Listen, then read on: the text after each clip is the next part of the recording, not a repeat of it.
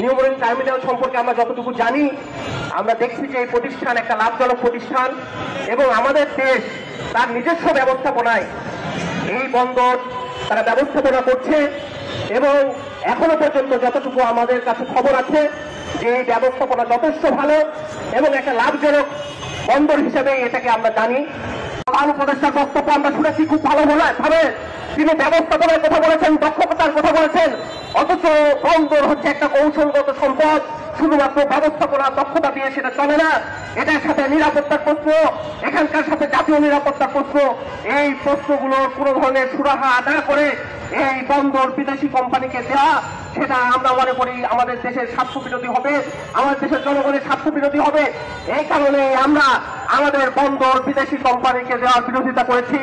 আমরা এই কথা স্পষ্ট করে বলতে চাই, অবিলম্বে সরকারের এই পরিকল্পনা থেকে ফিরে আসতে হবে, না হলে আমরা যেদিন সম্পদ রক্ষার জন্য, বন্দর রক্ষার জন্য, কয়লা সম্পদ রক্ষার জন্য আমরা স্লোগান দিয়ে লং মার্চ করেছিলাম যে তেল গ্যাস দেব না, রক্ত দেব, জীবন দেব, প্রয়োজনে আমরা ওই স্লোগান দিয়ে আবার রাস্তায় নামতে বাধ্য হব।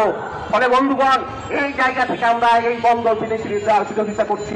আমরা দেখেছি এর আগে আওয়ামী লীগ সরকার যখন ক্ষমতায় ছিল তখন এই ডিপি ওয়ার্ল্ডকেই এই বন্দর ব্যবহার করার জন্য ব্যবস্থাপনার দায়িত্ব দেওয়ার কথা হয়েছিল।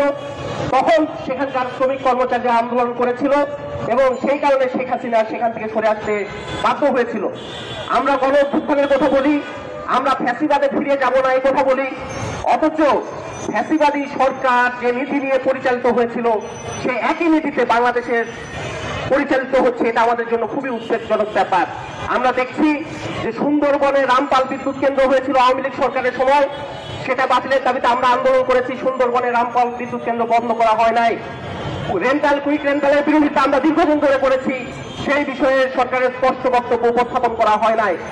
বিদেশি যে প্রতিষ্ঠানগুলোর সাথে যে ধরনের অসম চুক্তি আছে, ভারতের সাথে যে অসম চুক্তি আছে, বিভিন্ন সাম্রাজ্যবাদী দেশগুলোর সাথে অসম চুক্তি আছে, আমরা বলেছিলাম এই অসম চুক্তিগুলো বাতিল করতে হবে এবং জনসমক্ষে সেই বিষয়গুলো উন্মোচিত করতে হবে।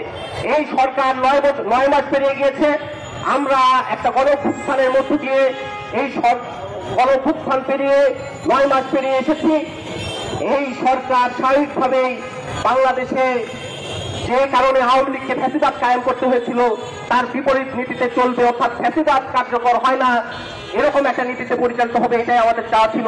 আমরা চেয়েছিলাম বৃহৎ পুঁজিপতিদের স্বার্থে সরকার তার নীতি পদ্ধতি পরিচালনা করবে না, এখানকার সাম্রাজ্যবাদীদের স্বার্থে তার নীতি পদ্ধতি পরিচালনা করবে না। অথচ খুবই উদ্বেগজনক ব্যাপার, এই সরকার যে নীতি নিয়ে চলেছে সেই নীতি হচ্ছে আওয়ামী সরকার যে নীতিতে চলেছিল একই নীতি, সেই নীতির পরিবর্তন হয় নাই। সরকারকে আমরা বলতে চাই যে গায়ের জোরে এবং তেলো ভাবে শুধুমাত্র উন্নয়নের কথা বলে আর আমাদের সক্ষমতা নাই, বিদেশিরা এসে আমাদের দেশকে আলাউদ্দিনের চেরাকে ঘষে এখানে একটা উন্নয়নের জোয়ারে ভাসিয়ে দেবে, এই কথাগুলো বলার মধ্য দিয়ে আমাদের এই সংকটের সমাধান করা যাবে না। আরেকটা কথা আমরা খুব স্পষ্ট করে বলতে চাই, এই সরকার এরকম জনগুরুত্বপূর্ণ বিষয় নিয়ে আলোচনা করার কথা বলছে, তারা বিদেশি প্রতিষ্ঠানকে দেওয়ার কথা বলছে, অথচ এই বিষয়গুলো নিয়ে রাজনৈতিক দলগুলোর সাথে কোনো ধরনের আলাপ আলোচনা করা হচ্ছে না।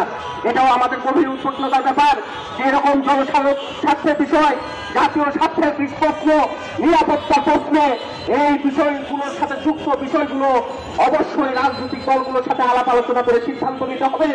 ইন্টারিম সরকারের এই এখতিয়ার নেই যে এককভাবে আমাদের দেশের বন্দর, আমাদের দেশের করিডোর এবং আমাদের দেশে এখানে স্পেশাল ইকোনমিক জোন করে সেখানে সামরিক যন্ত্রাংশ তৈরি করবে, এরকম তারা প্রস্তাবনা দিতে পারে বা এই নীতি কার্যকর করতে পারে, এই ক্ষমতা, এই এখতিয়ার আমাদের দেশের সরকারের নেই।